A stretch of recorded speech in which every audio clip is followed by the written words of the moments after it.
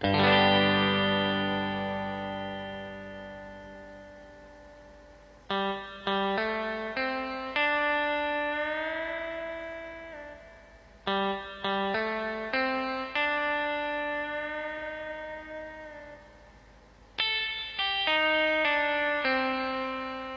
ini yang selanjutnya kita akan membahas bab 5, hubungan antar organisasi.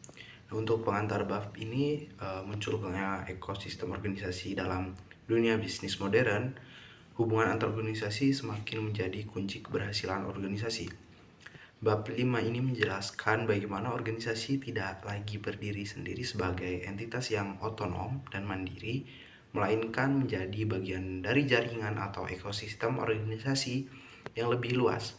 Ekosistem ini mencakup berbagai hubungan jangka panjang antara dua atau lebih organisasi yang bertukar sumber daya, informasi, serta mendukung tujuan satu sama lain.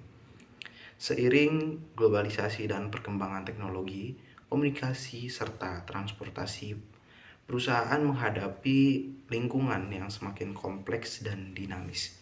Oleh karena itu, tidak ada lagi satu perusahaan pun yang bisa menguasai semua keahlian atau sumber daya yang dibutuhkan untuk tetap kompetitif.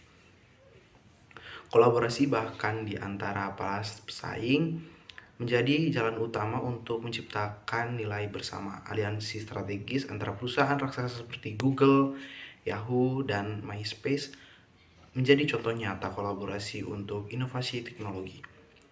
Ekosistem bisnis dan evolusi bersama. Konsep ekosistem bisnis, sebagaimana dijelaskan oleh James Moore, mengatakan bahwa perusahaan kini membentuk komunitas yang saling bergantung dalam suatu sistem terbuka, tidak hanya dalam industri yang sama, melainkan lintas industri.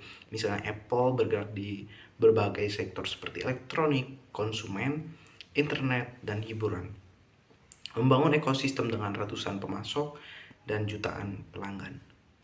Salah satu karakteristik penting dari ekosistem ini adalah koevolusi, yaitu kemampuan organisasi untuk berevolusi bersama dengan organisasi lain. Contoh menonjol adalah hubungan antara Sony dan Samsung, dua rival di industri elektronik yang saling belajar dan berbagi teknologi demi perkembangan produk yang lebih baik.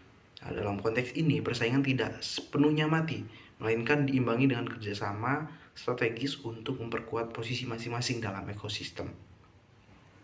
Perubahan peran manajer dalam hubungan horizontal. Bab ini menekankan bahwa manajerial tidak lagi hanya tentang mengendalikan operasi internal, tetapi juga tentang membangun dan mengelola hubungan lintas organisasi. Peran manajerial kini bertransformasi dari vertikal ke horizontal. Manajer harus mampu menjalin komunikasi, bernegosiasi, dan berkolaborasi dengan mitra eksternal dalam jaringan kolaboratif. Keberhasilan lebih ditentukan oleh kemampuan interpersonal dan kepercayaan daripada otoritas formal. Peran kolaboratif sangat penting karena banyak aliansi bisnis gagal bukan karena perencanaan strategi yang buruk, tetapi karena tidak mampu membangun kepercayaan dan komunikasi yang efektif antar mitra. Oleh karena itu, manajer harus menjadi fasilitator kolaborasi, bukan hanya pengendali keputusan. Karena teoritis hubungan antar organisasi di bab ini menguraikan 4 pendekatan utama dalam memahami hubungan antar organisasi. Teori ketergantungan sumber daya. Organisasi berusaha mengurangi ketergantungan mereka pada sumber daya eksternal yang tidak stabil dengan cara membangun kontrol seperti kontrak jangka panjang, merger, atau kepemilikan atas pemasok. Tujuannya adalah menjaga otonomi dan mengurangi ketidakpastian. Contohnya adalah dominasi Walmart atas pemasok kecil yang menciptakan ketergantungan sepihak. Jaringan kolaboratif network.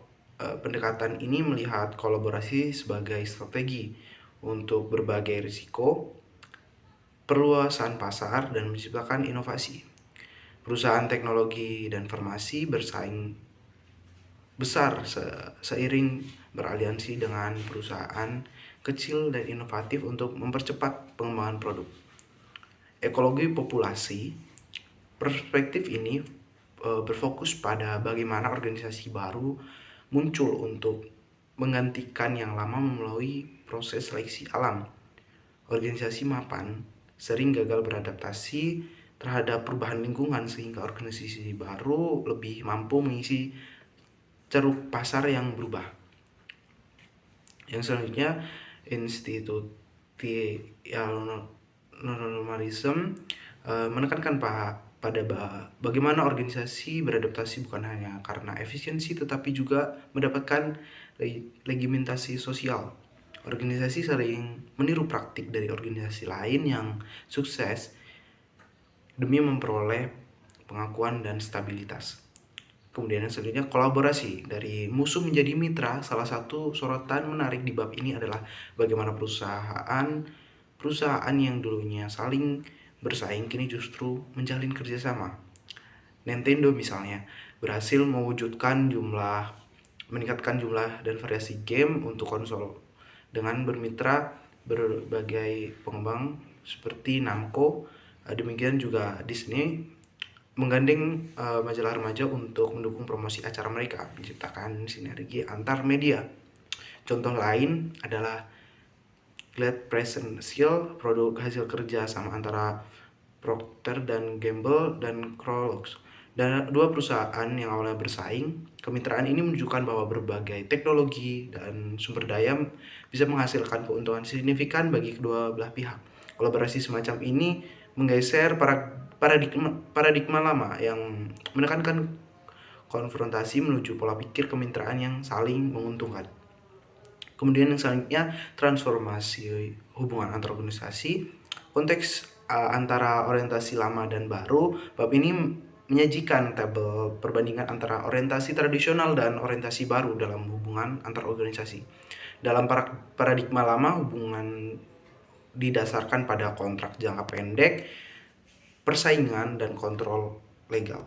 Namun paradigma baru menekankan kontrak jangka panjang, kepercayaan, koordinasi yang ketat, dan saling membantu di luar ketentuan kontrak. Organisasi kini lebih terbuka terhadap keterlibatan mitra dalam proses selain produksi dan bahkan pengambilan keputusan.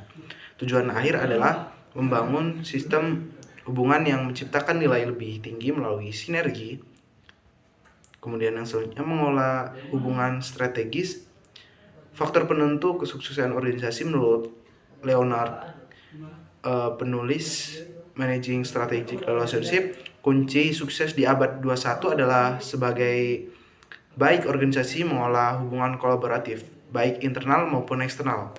Grant Hall menyarankan agar manajer mendorong partisipasi aktif dari mitra dalam pembelajaran dan pelatihan bersama, mengakhiri kontrak legal yang terlalu kaku dan lebih mengutamakan kepercayaan, mengintegrasikan mitra sebagai bagian dari organisasi sendiri, menunjukkan konsep komitmen terhadap kemitraan melalui simbol budaya dan kepemimpinan. Paradigma kementerian ini meningkatkan model kekuasaan dan kontrol vertikal menuju sistem hubungan yang berbasis pada saling ketergantungan, nilai bersama, dan penguatan kolektif. Untuk penutup di bab ini, tantangan dan peluang dalam hubungan antar organisasi, bab ini menutup dengan penekanan bahwa membangun jaringan antar organisasi adalah tantangan besar sekaligus peluang strategis. Dengan meningkatkan kompleksitas lingkungan, perusahaan tidak bisa lagi bertindak sendiri. Mereka harus berkolaborasi, membangun kepercayaan, dan saling memperkuat dalam ekosistem bisnis yang luas. Manajer masa depan dituntut untuk memiliki keterampilan kolaboratif yang tinggi, memahami berbagai teori hubungan organisasi,